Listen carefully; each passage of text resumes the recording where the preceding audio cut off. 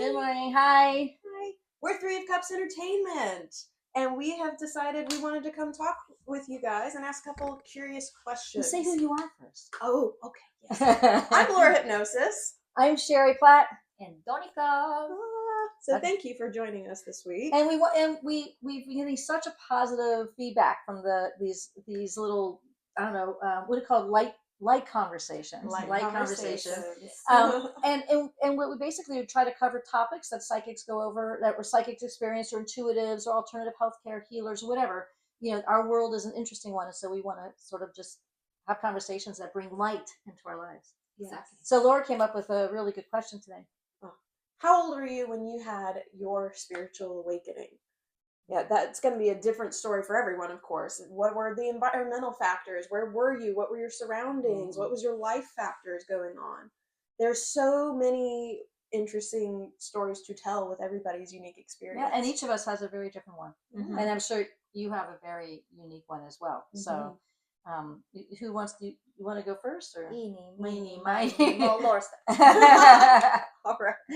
Thank you. So with me, in hindsight now, I can recall that my entire life is from a very young age. I had extra sensitive gifts and abilities, but it was completely like overstimulating, and I just didn't know what to do with it. No one else in my family really understood these things. I didn't believe in these things fully. So it wasn't necessarily taught to me how to navigate it. But I do recall when I was 16 years old, being in the middle of school. I remember I finished a test ahead of the rest of my classmates, and I started recognizing thoughts going through my head, questioning life, questioning the meaning of the universe, and things like that. And all of a sudden, I was recognizing voices respond to my questions that was not mine. And in that recognition, was like, I didn't come up with that. I was questioning these things because I didn't have an answer. This was not my own. And initially, it freaked me out to be conscious of this. Mm-hmm. Now I can recognize, like, oh, there was always a little bit of that going on before. But in this moment, the realization, the awakening to it was concerning, because I'm like, oh my gosh, I'm going crazy. I'm talking to voices outside my head. But once I recognized that, I didn't feel alarm. I didn't feel unsafe in listening to these voices, because ultimately they were telling me some really wonderful, clarifying things that felt safe. And that meant a lot. It was still a journey after that to continue, especially like as a teenager and going into early adulthood, to really further distinct or like clarify what all I was receiving. But nonetheless, I had the wherewithal to know, it's like, well, nothing's coming through telling me to harm anybody. It's actually telling me more about empowerment stories more than anything else. Yeah. That really helped me continue being curious to explore and open up to more and more practices. Do you think that, so I'm always thinking about things from an ego development, because of my counseling background. So was there anything specifically happening in your life at 16 that you can make a connection to that may have like woken you up? Yes, because prior to being 16, my family predominantly, like especially in my younger years, we moved around constantly. Okay. So there was a part of me that didn't know stability, safety. The cats are all over the place. Yeah, there's two in here that I'm just curious about her. So. I'm very curious. But in that, around the time I was 16 was the first time I remembered feeling like we were settling down. Okay. Like I had a sense like it had been long enough for me to really come into my own identity. I mean, 16 is like a time in everybody's life where you're recognizing who do you want to be. And so I think in that exploration, in that time of like feeling secure enough to a degree, not perfect, but like more so than before, to really like, who am I? And like have these bigger questions come through my mind also simultaneously helped open me up to the broader concepts. Yeah, I mean, I'm wondering if it can be for women triggered by menstrual cycle, I don't know, different body changing, body shifts. Your brain is really beginning to solidify around that point also. So just curious about being 16, which is really interesting. Yeah. Thank you. Yeah. Okay. Do you? Okay. Let's go. I think that I don't know if I had an awakening. I think I was a really interesting kid. I was always in trees. I was always riding my bike. I was always outside. And I grew up in Miami, so it was always kind of hot and disgusting. But I always grew up around the water. I was always trying like mysterious things or potentially dangerous things.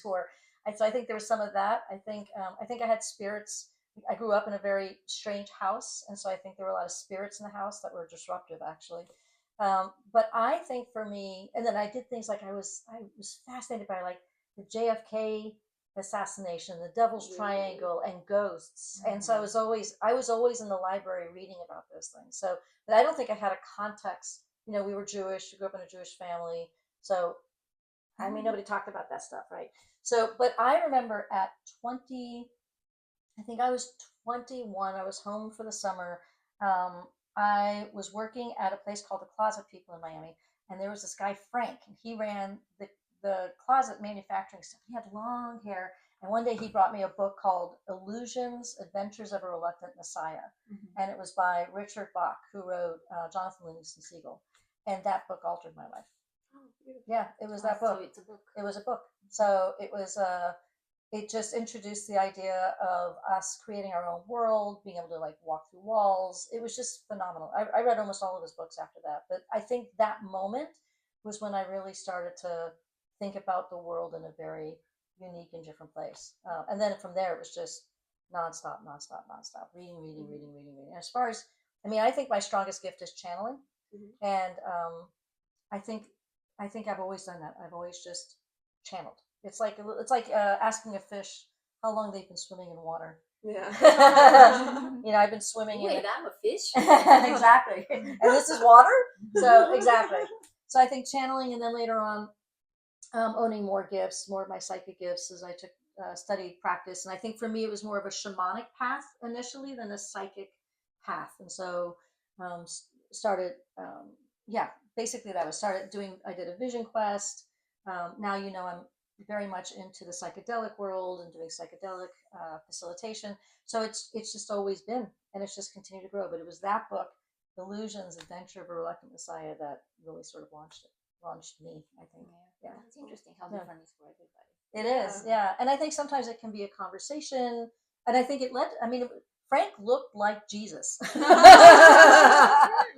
a real person. Well, I mean, sometimes I wonder about that, right? And I've had many experiences in my life that where I'm pretty sure, I think it just got very comfortable. Like I remember my grandmother who had passed, speaking to me while I was cleaning up at the house, and my son was outside. She literally said, "Sherry, he's playing with that boy you don't want him to play with. Go out there and get him." So I was like, I stopped questioning. I was like, okay, and I went out, and sure enough. Or being in front of a gentleman in Boston when I was in the T, he fell over and had an epileptic seizure in front of me, and I didn't know what to do. But I swear to you, this figure appeared before me and told me step by step by step what to do. And I thought it was a person, but it wasn't, because they disappeared as soon as it was done. They appeared and then disappeared. So I've had a series of events like that throughout my life. Also, I could go on and on about that. Right. But I was like, what was that? And then I would go, oh, okay. So it was a series, yeah, just an ongoing series of things like that. We need to have another video where we tell our favorite ghost stories. Oh, well.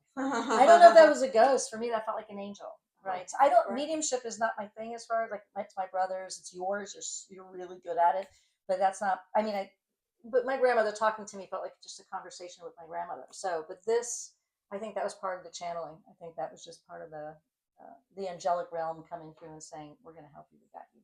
We got you." Yeah. Oh, That's it. Superheroes are everywhere. What about you, Yeah. Donica? Well, I don't think I had a spiritual awakening, more spiritual understanding. There is more. Started 2020, probably more conscious of that after a very challenging health episode, and then COVID on top of everything. So I think after that, my first job was at a wellness center, and slowly but surely, that very calming environment which I needed at the time brought me to breath work, yoga, cacao, all that conversation about something bigger than us, which we all know, call it intuition, feeling, ghosts, energies. So I think for me, it's more the curiosity how to translate this language to a broader audience, I don't practice any, channeling mediumship and so on. I think my gift is more to kind of bring it up or elevate it, or just like, oh, this is what you mean, kind of bring it together.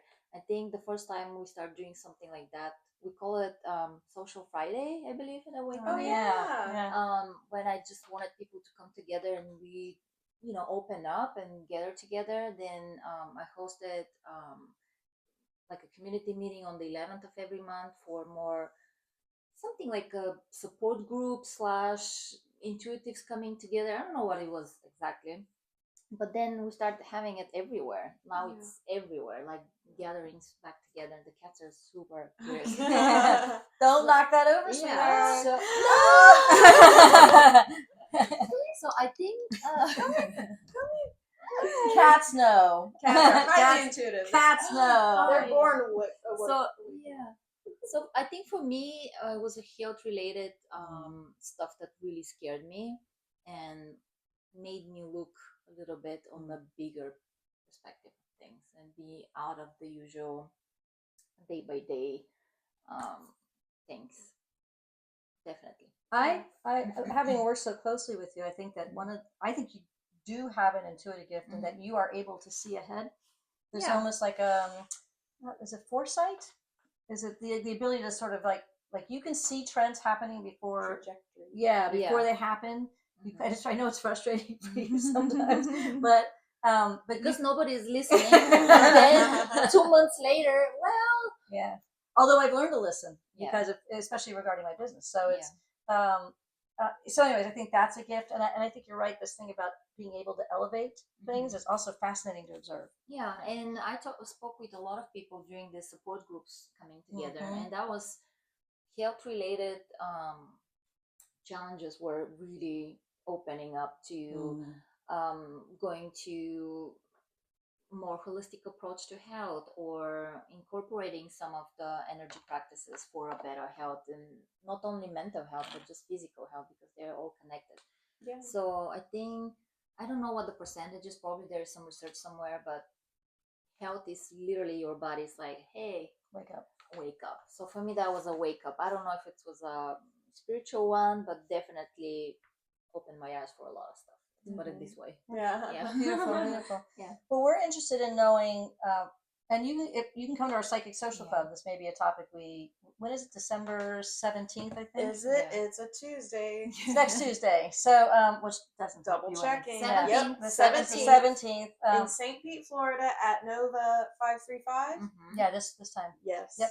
And these are the kind of topics that I think the important part about conversations like this is the more we have them, the more we become aware. Yes. Right. It builds awareness. And then you may actually say, well, I don't have any gifts, but then you listen to us and you go, oh, wait a second. I resonate with that. I resonate with that. It was a health issue. It was a book. It was in my teen years. And I'm sure there are like infinite more stories about that. Maybe we all write a book about that. We should write a book. Right. The Psychic Social Club. Ooh, I like that too. Yeah. Okay, and so go ahead. Yeah, we would love to hear from you guys. With that being said, so if you want to drop a comment down below this video about your story, where you were, what were you experiencing, we'd love to hear from you. So please share, because again, you're not alone. We're here to support. We're all connected, and we love knowing where everybody's coming from, because how good does that feel when you recognize, oh, I'm not the weird one. I'm not the odd one out. This is actually a very common human experience. Yeah. And so, something that came to my mind when we talk about spiritual awakening. Many people are trying to induce that, right? Especially now with so many, I don't know what word to use to be very neutral. With all the retreats happening, so that's actually the idea, right? To reset, awakening. So some people are very aware, but they don't have this like health issues or talking to voices that are coming up or the book showing up for them. So they're like very, very mindful. I wanted that. So they go into these retreats or meeting these groups, being a breathwork, Kundalini yoga, whatever you speaks to you. So some people are aware of that. That's needed. So Mhm. they go and just, okay, I don't know if induce is the right See, word to use. I think Yeah. they're wanting to just further their understanding. or awaken themselves. Is that what you're Exactly. saying? Yeah, Mhm. yeah. Yeah. The seeking, and there are many different methods now. Yeah. Absolutely. Many form of altered hypnosis, Mhm. Psychedelics. Laugh therapy. Laughter yoga is a real Yep. It thing. is. That's true. That's true. Yeah, I always That's a good think point. about the Matrix Yeah, movie yeah, and the pills that he needs to choose, and he is aware something is going on, but he needs something to awaken him. Yes. So I feel all these practices are this little pill. It's like just put in if we want to visualize it. Yeah. So we never talk about it, but think about it. Everybody's talking about that right now. Sure. So why? So I Is have it- perspectives yeah? on that too, Mhm. if I Yeah. can share. Yeah. Yeah. Because thinking about law of attraction and Mhm. frequencies, everything's at vibrating Oh, at their own yeah. unique frequency. So, say for metaphorical purposes, Mhm. like you're going your whole life unawakened at this basic frequency, all of a sudden you're introduced, like you, or perhaps there's more parts to this where you're not fully aware that your frequency is starting to elevate. Mhm. But there's like a catalyst moment that matches that frequency, so that book can show up, Mhm. or the right person, the right people, the right places, the Mhm. conversations can flow Mhm. to start getting you to recognize, oh, the shift that's happened. And at Exactly. times, because you're used to the lower frequency, and not that that's a bad thing, it's just the Mhm. existing frequency that you got accustomed to. Mhm. At that point that your frequency jumps to a new one, it becomes like, whoa, what's just happened? And it can be a high because your frequency jumps so high to elevate your feelings. I think there is a component where certain people are searching for that next high, but to know that you don't have to continuously search for a high in that, but like Mhm. know like, oh, there's a continue, it can be a smooth growth of acceleration, of expansion to higher and higher frequencies. Yeah. That's something that I think people should be curious or just aware enough of themselves, like what are they searching for when they're looking for the next expansion, for the next expansion. Oh yeah. Well, I think that when you do this kind of expansion work, there needs to be a lot of intention involved, right? So I think there's intention. Sometimes people just do these journeys without much thought or consideration, but when there's intention before it and integration after it, then you have a very different experience. Oh yeah. Yeah. And I do want to say, and this could be another video that we do, which is that when you make those transformational shifts, there's usually some physical, emotional, psychological component that comes with it. And so that can be scary also, and it can be disorienting as well. So that could be a whole nother. I remember you were reading a book where you mentioned all these big shifts and people that are aware and willingly doing it, and people that are trying to not do it. Do you remember that? There was a whole category. That wasn't a book. That was a channel from grandmother. That was very interesting. It was, insight. So yeah. it kind of ties into the spiritual awakening. Can you share a little bit? She said that there were 4. So when I say grandmother, this was I connected deeply with grandmother ayahuasca.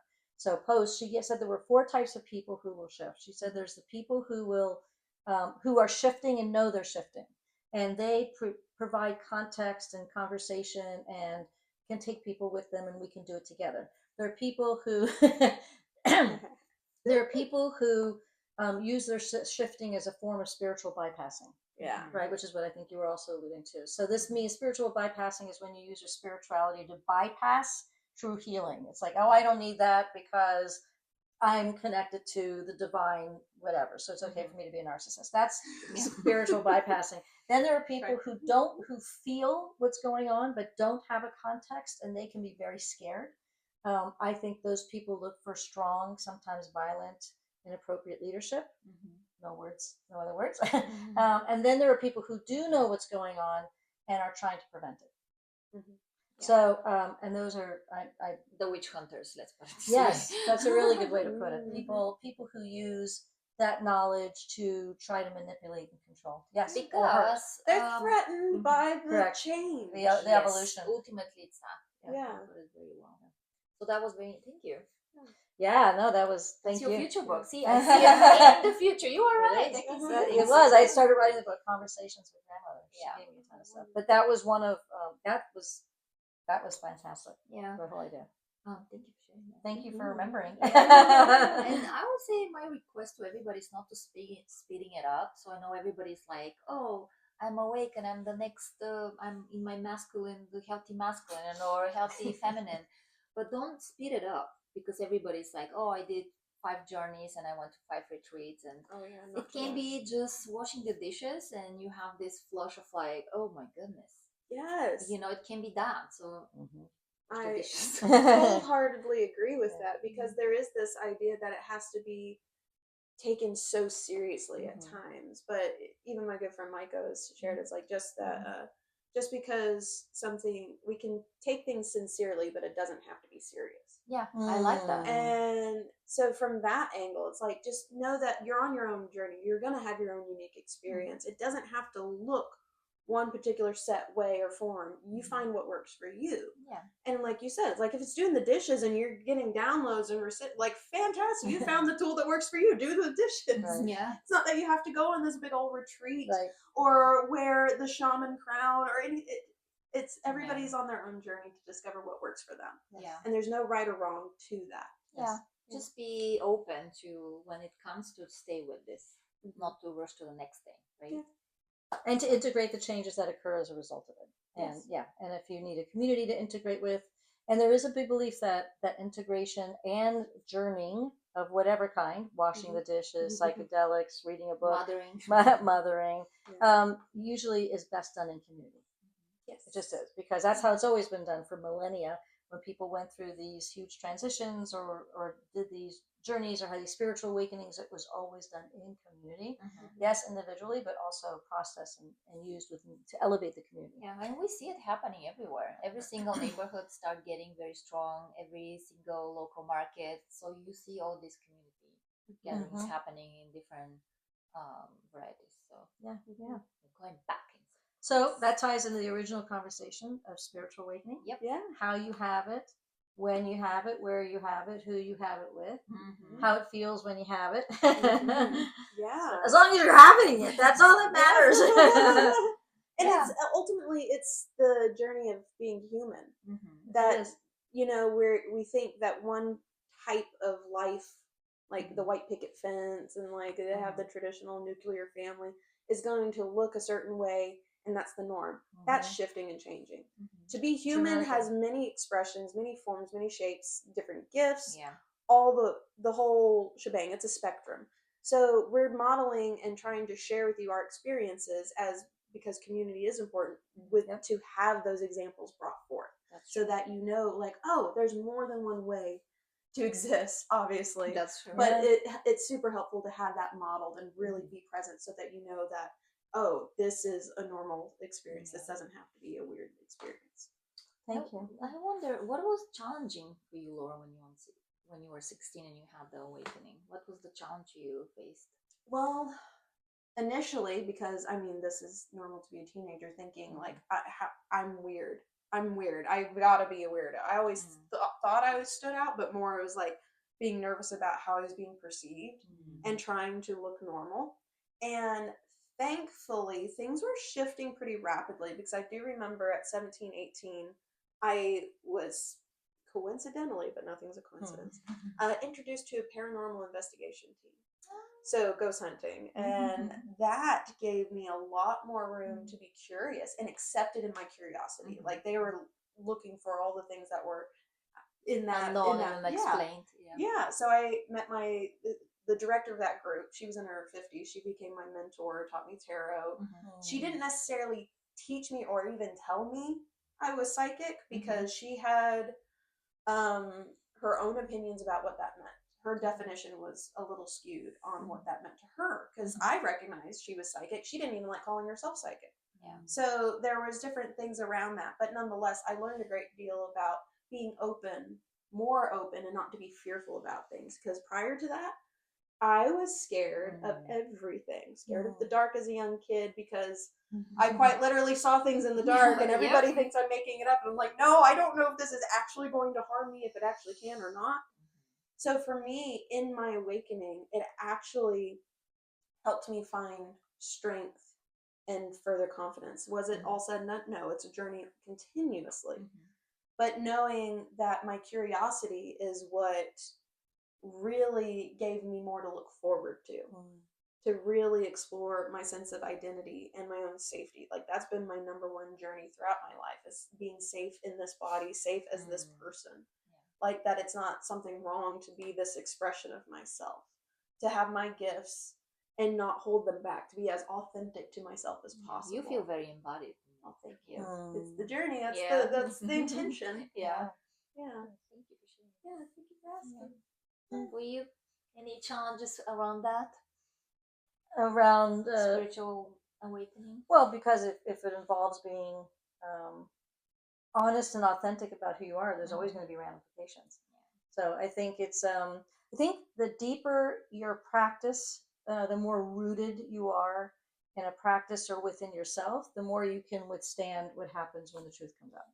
So I think we're only I think the less grounded we are in ourselves, the more wobbly we are when we speak our truth. So, so I feel grateful that I've always had connection to some divine source in some capacity, and it's so. I always say I used to be part of a codependent recovery program, and so one of the things that we talked about one day is that we're always saying, "Speak your truth, speak your truth, speak your truth." And I think that people think when you speak your truth, this like the light comes through and people love you and it's there's harmony, there's harps playing, sounds. and that's actually not what happens all the time. So often when you speak your truth, there's big pushback. So I think you have to. So it's not, and sometimes it's painful and it hurts. And I think that again, I think if you're rooted and grounded in yourself, it's like the oak tree. I mean, I imagine it like an oak tree. Like the hurricanes can come and the wind can come, but your roots are deep. And you know who you are. And I made sure to have a community and to make sure I was surrounded by professionals and to, you know, I mean, I took good care of myself. So that's it. I just think the more authentic you are, the more pushback you can get. And to think that that's not going to happen is an illusion. So you just have to be, you know, and prepared and to have good people in your life and have good communities in your life. And then you can withstand all this stuff. Yeah. But it's not easy. No. Yeah. I think the challenge is because you reflect like a mirror when something is happening and people are like, I don't want to look at this. Well, Exactly. that's you. Well, no. Right? Yeah. And fast forward a couple of years, like, oh, okay, I understood what you told me back then. Yeah. So Well, what about for you? I mean, I think the challenges are understanding and acceptance. Some people are still very fearful when we talk about Kundalini yoga or breath work, especially if well, what someone about in what the you went corporate through? world. What do you mean? The physical challenges, the health issues, the things that transformed you. I mean, Yeah, I mean, it was a challenge on a physical level for sure. And I think because I'm very earthy, I'm Virgo, so I'm very connected to the earth. So we do a lot of stuff until we like, okay, just surrender in my body. And my body was like, okay, it's time to work on the mental note as well. I think the challenge was more to physical, to just okay, let's move forward, and then slowly the mental part came with it.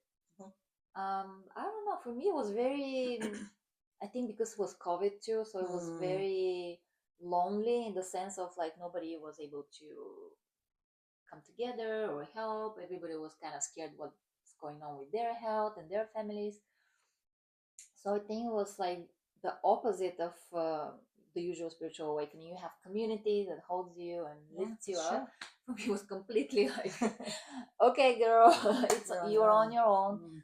But I guess it was supposed to be that way because when I'm in community, I constantly try to help. This is in my trauma, trauma response. When you didn't have that as a child, I'm trying to give it to everybody else. So I think the universe said, okay, you need to be completely alone so you can focus on yourself. And that was happened. So very good point. That was lesson learned. lesson learned. Thank you, universe. Lesson learned. Yeah. So yeah, so sometimes you're welcome. So sometimes it's not, as you said, angelic voices and lights, like the new baby advertising, like clean house and content mom. Sometimes it's a lot of challenges are coming with it, and this is how we learn as human beings. We need to have a little bit of challenge to be like, okay, I understood the task. What do the cats would say? I would love to hear their perspective. They see so much. They're born with the capacity. There's no separation of the spirit realm to this physical realm to them. What's interesting, we have 2 cats in the house, and I've noticed that you can pet one, and the other one can be in the room and then comes in. So I think they're also talking to. They are, okay, that we've had absolutely. 3 shows in this 30 Yeah, right. minutes. So let's stop here. Yes. So Okay. share with us what you want to share. Challenges, milestones, or if you say, okay, I'm coming on the 17th, don't forget 6:30 till 8 at Nova 535. Yes. Yes.